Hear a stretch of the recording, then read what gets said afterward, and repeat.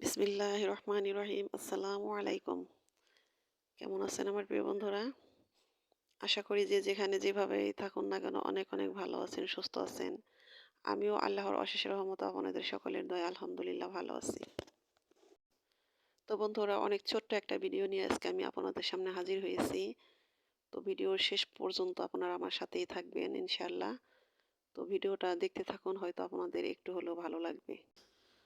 তো শুরুতে একটা রিকোয়েস্ট, প্লিজ বন্ধুরা লাইক দিয়ে আমার ভিডিওটা কন্টিনিউ করেন। আর এই তো দেখুন, সকালবেলা আমার ঘরে যে ইঁদুরের সমস্যা করছিল, এটা আমার ভিডিও যারা নিয়মিত দেখেন সে বন্ধুরা হয়তো জানেন, সেই ইঁদুরগুলো মারা হইতেছে। তো প্রতিদিনই দুই একটা করে মারা হইতেছে ফাঁদে পড়ে। তো সেটাই আমার ছেলে একটু ভিডিও করলো। আর এই তো দেখুন, সকালবেলা সবজিগুলো বাছতেছি। অনেক টাটকা সবজি পাওয়া যায় আমাদের এখানে। তো এটা হলো মটর শাক আর হলো পালং শাক। তো এবছর এখনো মটর শাক খাওয়া হয়নি। তো দেখে অনেক ভালো লাগলো মটর শাকগুলো, একদম তাজা টসটসে। দাদি শাশুড়ি আর আমি মিলে দুজন মিলে শাকগুলো বাছতেছি। তো এই শাকগুলো খেতে অনেক মজা, কিন্তু এগুলো বাছতে অনেক টাইম লাগে, টাইমের একটা ব্যাপার। তো শাকগুলো বাছতে না বাছতে আবার মাছ নিয়ে এসেছে, অনেকগুলা মাছ। তো এই যেগুলো কই মাছ, তো কই মাছ দেখে আমি তো ভাবছিলাম যে এটা হয়তো পালা কই হবে, কারণ দেশি কই তো এখন আর সচরাচর পাওয়া যায় না। তো পালা কই না, এটা হলো পুকুরের কই। মাছটি অনেক মজা, ভাজি করে খেয়েছি। তো অনেক বছর পরে দেশি কই দেখলাম আর কি বাড়িতে আনা হয়েছে। আর হলো এই যে ছোট মাছ এনেছে, একটা হলো পুকুরের আর একটা হলো নদীর মাছ। তো অনেকগুলা মাছ এনেছে, তো আমার ফ্রিজে কোনো মাছ নেই। দেখা যায় যে বাড়িতে যদি লোক না থাকে আনার মতো, সেরকম বাজারঘাট করার মতো কেউ না থাকে, তাহলে কিন্তু টাকা থাকলেও দেখা যায় বাজারগুলো ঠিকঠাক মতো করা হয় না। তো আমার পরিস্থিতিও সেরকম হয়েছিল। তো এই তো বাড়ির মানুষ বাড়িতে চলে এসেছে, আমার বাজারও ঠিকঠাক মতো হইতেছে। এখানে ১.৫ কেজি কই আছে, আর ওগুলা মনে হয় যে হাফ কেজি করে। তো অনেকগুলা মাছ দুপুরে রান্না।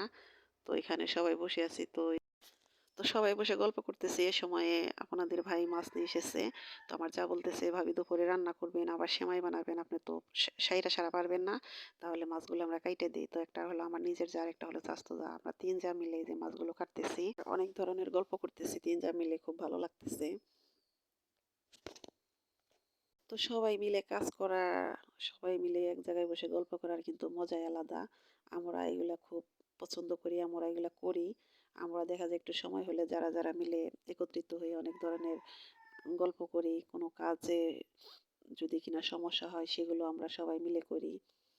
তো আমাদের বাড়িতে যে আমরা যা আছি, আমাদের যার মধ্যে কিন্তু আমরা পরস্পর অনেক আন্তরিকতা আছে। যদি তাই না থাকতো, দেখুন এই মাছগুলো কিন্তু অনেকগুলা মাছ ইচ্ছা করে এসে বসে ওরা কাইটে দিতেছে, আমি কিন্তু কোনো রিকোয়েস্ট করিনি। তো এই তো মাছগুলো কাটা শেষ, এদিকে দুপুরে রান্না ছিল, তো রান্নাটা তো করিনি। তারপরে এই যে দুধগুলো এনেছিল, সেই দুধগুলো জাল দিতে, সেই দুধগুলো জাল দিয়ে রেখে তারপরে সে চুলোতে আমি আর কি রান্না বসাবো। তো এখানে ৬ কেজির মতো দুধ আছে। আর এই তো এখন আমি এই যে আজকে অনেক মজার খাবার খাবো, সেটা হলো কই মাছ ভাজি। তো কই মাছ কিন্তু সবভাবেই মজা, তারপরে ভাজিটা কিন্তু আলাদা একটা মজা। তো কই মাছ ভাজির সাথে ২টা কাকলা মাছ ছিল, সেটাও দিয়ে দিলাম। কাকলা মাছ ভাজি খেতে বেশ ভালো লাগে। তো আজকে এই কই মাছ ভাজি আর হলো চান্দা মাছ বেরোইছে, চান্দা মাছের ভর্তা করব, আর হলো মটর শাক ভাজি করব। তো এই হলো আজকের খাবার। তো আজকের খাবারটা একদম আলাদা, ভিন্ন স্বাদের। খেয়েছি, খুব মজাও লেগেছে। অনেক তৃপ্তি সহকারে খাবার খেলাম অনেক দিন পর।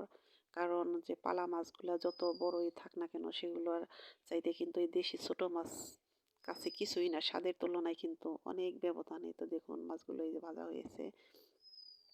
তো এখন আমি যে চান্দা মাছ ভাজি করব, তার জন্য হলো ভর্তার জন্য এখানে দিয়ে দিচ্ছি বেশি করে পেঁয়াজ, কাঁচামরিচ আর কিছু রসুন দিয়ে তেলে ভালো করে ভেজে তারপরে চান্দাগুলো আর কি ভাজবো। তো চান্দা মাছের ভর্তা খেতে কিন্তু বেশ মজা। তো এবার বর্ষায় চান্দা বেশি খাওয়া হয়নি, খাইতে পারি নাই। তো অনেক দিন পরেই তো আবার এই যে আজকে চান্দা ওই মলা মাছের ভিতরে ছিল, সেখান থেকে বের করেছি, সেইগুলো আর কি ভর্তা করব। তো আমার কাঁচামরিচ, পেঁয়াজ, রসুন ভাজা শেষ, এবার এই যে মাছগুলো ভেজে নিব। তো এই মাছের মধ্যে অনেকে হলুদ দেয়, হলুদ দিয়েও দেখি ভাজি করে মানে সিদ্ধ করে তারপরে ভর্তা করে। তো আমি হলুদ দেব না, এভাবে শুধু একটু লবণ দিয়ে তেল দিয়ে ভালো করে এটাকে ভেজে তারপরে ভর্তাটা করব। তো চান্দা মাছের ভর্তা, তারপরে ছোট চিংড়ি মাছের ভর্তা এগুলো কিন্তু বেশ মজা খেতে, অনেক মজা লাগে খেতে। তো এই দেখুন মটর শাকগুলি ভাজি করব। তো এই শাকগুলো খেতে বেশ মজা, কিন্তু এগুলো বাছাটা অনেক বিরক্তিকর। আমার বিরক্ত লাগে, অনেক টাইমের ব্যাপার। তারপরে কি করার, যদি খেতে মন চায় তাহলে তো খেতে হবে, তাই না? তো শাকগুলো বেশ মজা ছিল। তো এই শাকের এ বাড়িতে পিটালি বেশি খায়, তো ওগুলো আমি বেশি পছন্দ করি না। আমি সে কারণে ওগুলো রান্নাও করি না বেশি। মাছের মাথা দিয়ে দেখা যায় যে পিটালি রান্না করে খাই, এটা আমার শ্বশুরেরও শাশুড়ির অনেক পছন্দ। তো এখন এই তো আমি ভর্তাগুলো করে নেব। আগে হলো এই পেঁয়াজ কাঁচামরিচ এগুলো আগে বেটে তারপরে চান্দাটা ভর্তা করবো। তো চান্দা মাছের ভর্তা করতে গেলে কিন্তু ভালো করে পাটায় পিষে করতে হয়, তা না হলে কিন্তু কাটা আছে, কাটাটা যদি একদম লেগে যায় তাহলে কিন্তু মুশকিল হবে। তো তাড়াহুড়ার কারণে এদিকে আমি ভর্তা করতেছি, আরেকদিকে শাক ভাজি করতেছি। তো বন্ধুরা, জানি না এই মুহূর্তে আমার ভিডিওটার সাথে কোন কোন বন্ধু আছেন। তো বন্ধুরা, যদি আমার ভিডিওতে লাইক দিতে ভুলে যান, আবার মনে করিয়ে দিচ্ছি, প্লিজ বন্ধুরা একটা লাইক দিয়ে আমার ভিডিওটা কন্টিনিউ করেন। আর নতুন বন্ধুদের বলতেছি, প্লিজ বন্ধুরা অবহেলা করবেন না। ভিডিওটা যদি একটু ভালো লেগে থাকে তাহলে সাবস্ক্রাইব করে আমার পাশেই থাকবেন, ছোট্ট একটা কমেন্ট করে যাবেন। সেই কমেন্টের সূত্র ধরে আমি আপনাদের পরিবারে চলে যাব ইনশাআল্লাহ। তো বন্ধুরা, আমার এই ছোট্ট ভিডিওটা আপনাদের কাছে কেমন লাগলো অবশ্যই কমেন্ট করে জানাবেন। আর আর আমার কথা ও কাজে হয়তো অনেক ভুল আছে, প্লিজ আমার ভুলগুলো ক্ষমা সুন্দর দৃষ্টিতে দেখবেন। আর আমারও আমার পরিবারের জন্য আপনারা সবাই দোয়া করবেন। আমিও আপনাদের পরিবারের জন্য, আপনাদের সবার জন্য অনেক দোয়া করি। আপনারা সবাই ভালো থাকেন, সুস্থ থাকেন। তো আল্লাহ হাফেজ, আসসালামু আলাইকুম।